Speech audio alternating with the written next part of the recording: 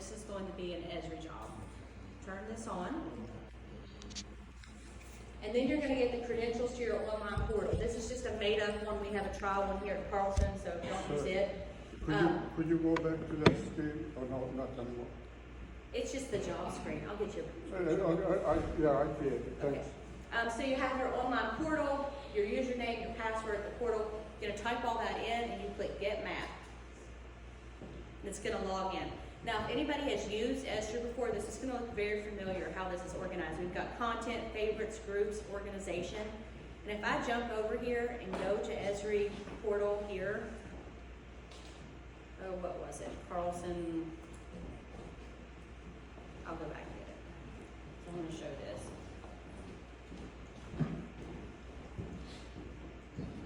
If I were just to go to this website and log in, and I go to content,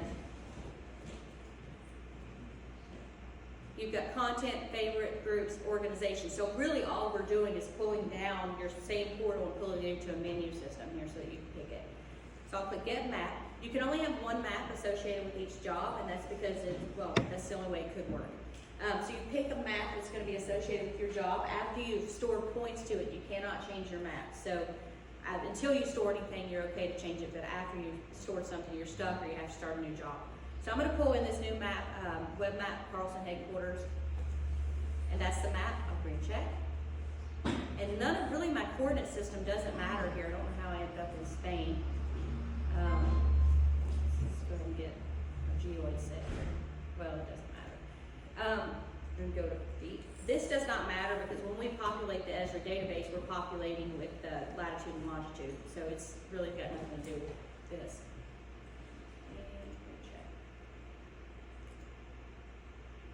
So now when we go into the map view, when we're in an ESRI job, or we go into store points, the map background is the ESRI background. So it's whatever background is associated with your ESRI file as it was set up by the database administrator is what you're going to see here.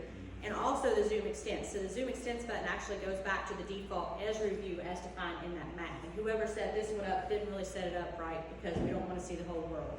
So something like that, you've got to fix it and set it, this particular map is for the city of Maysville. We obviously don't want to zoom extents to the entire earth.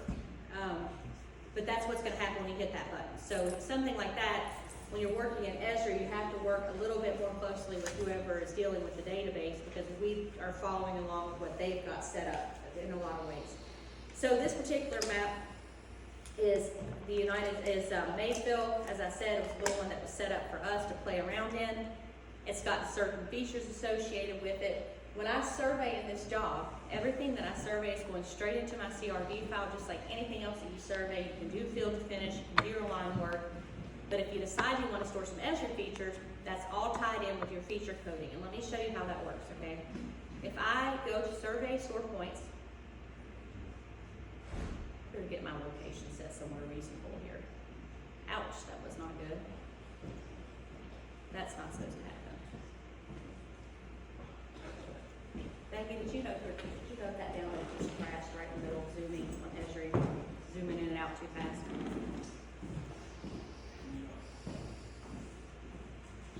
Try this again. Okay. If I go to survey store points, and I go to my feature coding, and I go up here to where I can get to feature codes, I hit this info button, okay? This is going to show me both Carlson points and Carlson line work. So this is different than what you're used to seeing here with all your feature codes. And then you have all the different features that are available in this particular ESRI map, okay? And for each of those, if I want to store those ESRI features in my job, then what I need to do is create a feature code associated with that. So in this case, I'll go here to statues, for instance, and I'll say edit code. Oh no, we messed with this file yesterday. That one we messed with.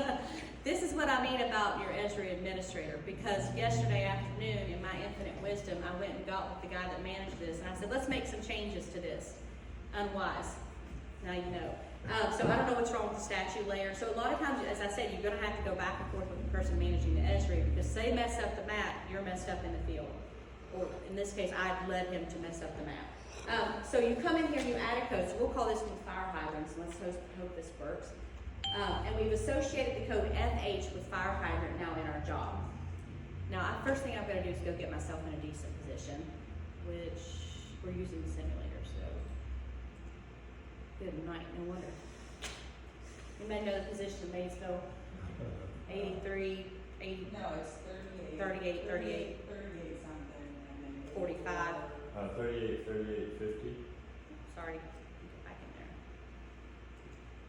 38.3850, 022, and then 83, 45, 47.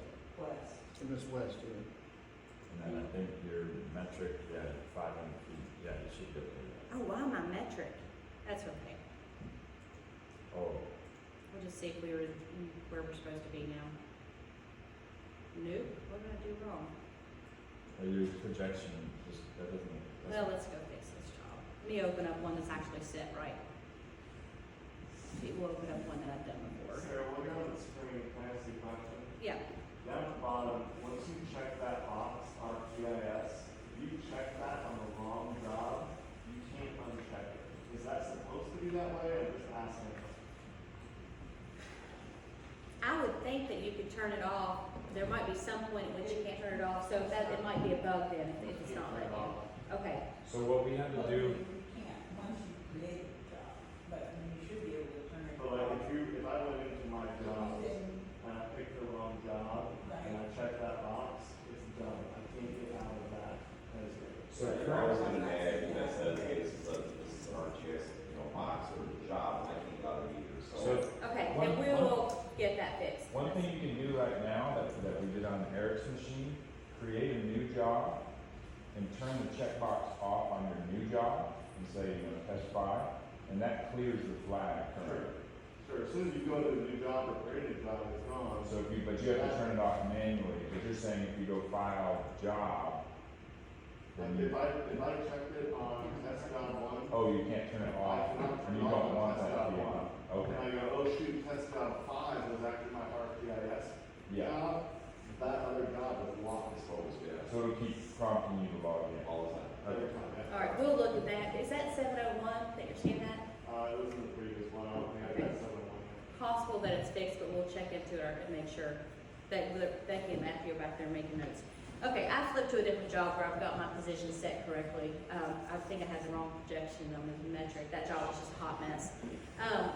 So once let's go back and look at this feature coding one more time. So we've got FH assigned to fire hydrants here, which is just one of my ESRI layers.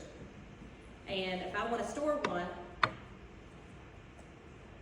well, if I want to store just a Carlson point, I can just hit store anywhere, okay? And storing it's in my CRD. Then I'm going to store a fire hydrant in the middle of the river, so we can see it when we go to the ESRI. I'm going to put FH for fire hydrant, store. And then I'm going to get all the ESRI I don't know, maybe because this is a new feature layer that we added last night.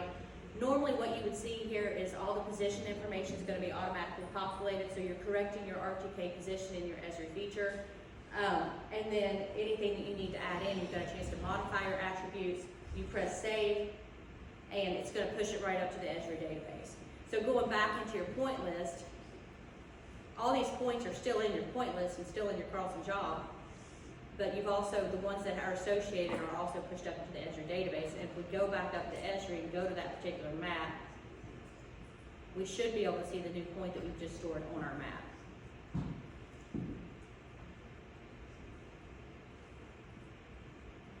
So the way that this is used is the city of Maysville, for instance, is having to go around and update all of the water meters in the whole town to get, is it water meters, Derek? Yeah. In the whole town where somebody's just put them in, just clicked them in next to the addresses that aren't accurate locations, and now they need to go around and update everyone to an RTK, a good accurate position. They're using our software for this. It's working great for them because they don't have a GIS specialist in the city of Maysville. We have a city surveyor. He already has Carlson, and now he's able to do both at the exact same time. And then maybe he's got some other guys he's sending out just to do GIS work, but he doesn't have to deal with multiple pieces of software. So we really think this is a huge integration. Let's see if our point's up here. Where's my fire hydrant? I don't see it. You're gonna have to trust me on this, I messed with the maps yesterday. That's a bad idea. Derek, we have to fix these before your afternoon class. This is one I did yesterday where I was playing around and I put a statue in the middle of the river. I like to put them in the river so I can go up there and make sure I see them on the map. The idea behind ESRI is you've got full integration with your ESRI and your Carlson at the same time. Does anybody have any questions about that? No? Okay. Let's go see if I can get everything here. Okay. The next new module in Serve PC that could come in handy, it's